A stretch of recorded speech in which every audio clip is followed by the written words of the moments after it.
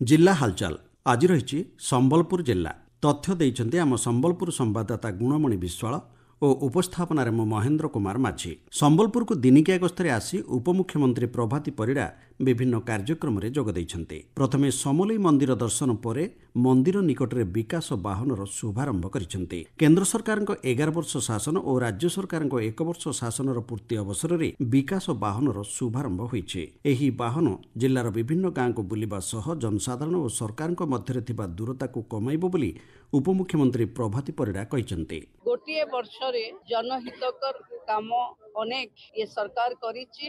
मुख्यमंत्री मोहन चरण माझी नेतृत्व रे 24 मिनिट रे से भली उपलब्धि आम पाखे अछि। जेतेबेले गाँ को ये गाड़ी जीवो स्वयं सहायिका गोष्ठीर भौणी माने अंगनवाड़ी बंधु माने एवं समस्त बुद्धिजीवी जनसाधारण ये गाड़ी करे जाइथिबा तथ्य को देखिबा सहित मु अनुरोध करुछि सरकार ये विकास रो गाड़ी को गाँ गाँ रे आमे बुलेबा जनसाधारण भितर सचेतनता वृद्धि करिबा।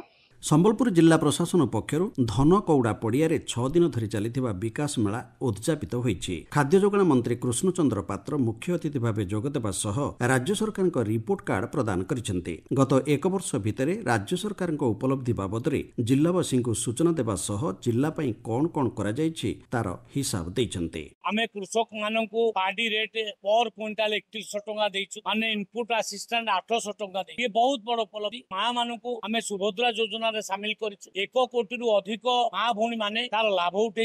आगामी दिन में लक्ष लक्ष युवक युवती काम पाइबे, चाकरी पाइबे, आउ बाहर को दादन खटिया जीवे ना। 15 लाख हेक्टर जमी को आगामी 5 वर्ष में आम जलसेचन और स्वास्थ्य दृष्टि सेमती प्रत्येक जिले में मेडिकल कॉलेज करिवार आमर योजना अछि। एबे किछि संवाद आम संवाददातांकटारु। संबलपुर जिला धमास्थित बहुमुखी आश्रयस्थली ठारे विपर्यय परिचालना निमंत्रे मॉकड्रिल कार्यक्रम अनुष्ठित हो जाइछि। संबलपुर जिला विपर्यय परिचालना कर्तृपक्षों पक्षर आयोजित कार्यक्रम में मानेश्वर बीडीओ चित्तरंजन मल्लिक, धमा सरपंच ललिता प्रधान, अग्निशम सेवा केन्द्र कार्यालय कर्तृपक्ष, धमा पंचायत निर्वाही अधिकारी, धमा हाईस्कूल प्रधान शिक्षक शिक्षयित्री समेत ठेमरा मेडिकल डाक्तर, अंगनवाड़ी कर्मी, एमबीके, सीआरपी, आशाकर्मी प्रमुख उपस्थित रही। यह कार्यक्रम में विपर्यय बेले किपरि यार मुकाबिला करा जाय धनजीवन हानि रोका जाय परिबो सेने उपस्थित लोकंक मध्य सचेतनता सृष्टि करा जायछि। एथिसह विपर्यय मुकाबिला किपरि करा जिवो सेने स्वतंत्र मॉकड्रिल कार्यक्रम अनुष्ठित होइतिला। राज्य सरकारଙ୍କର विभिन्न योजना संबंध में लोकंक अवगत करने सह अपंच अंचलर लोकंक सरकारी योजनार सफलतार कहानी एवं विभिन्न कल्याणकारी सेवागुड़िक पहुंचाइबा उद्देश्य नहीं समस्त जिले में विकास वाहन कार्यक्रम शुभारंभ होइछि। एने पंचायत मानकरे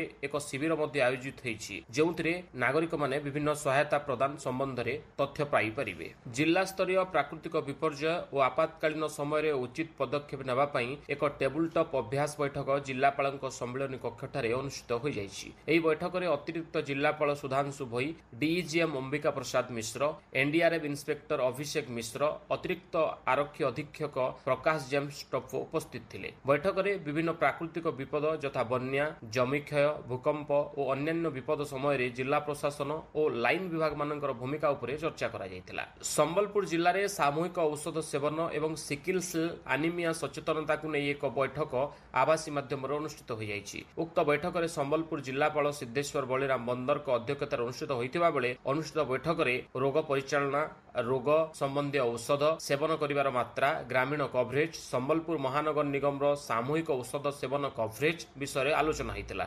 यह सहित लाइन विभाग भूमिका, सिकिल सेल एनीमिया पई स्वतंत्र स्क्रीनिंग शिविर, गेजेल माध्यम स्क्रीनिंग आदि विषय बैठक में आलोचना होइछि। संबलपुर जिले में सप्तम क्षुद्र जलसेचन गणना, द्वितीय जलाशय गणना एवं प्रथम झरणा गणना पई जिला स्तरीय उपकमिटी बैठक जिलापाल अध्यक्षतार अनुष्ठित हो जाइछि। संबलपुर जिलार ग्रामांचल थिबा मोट 1319 ग्राम उभय क्षुद्र जलसेचन गणना और जलाशय गणना हेबाकु थिबा बेले सहरांचल केवल जलाशय गणना करा जिवो। एथि सहित जिल्लारे थिबा समस्त बृहत और मध्यम जलसेचन प्रकल्प एवं समस्त झरणा ई सर्वे रे अंतर्भुक्त करा जिवो। एही सर्वे पई राज्य स्तर रे अर्थनीति और परिसंख्यान निर्देशालय एवं जिला स्तर रे जिला परिसंख्यान निर्देशालय नोडाल संस्था रहिसंती। जिला हालचाल आज पई एतिकी। आसंता काली जिला हालचाल ले सुनिबे सुवर्णपुर जिला संपर्क रे।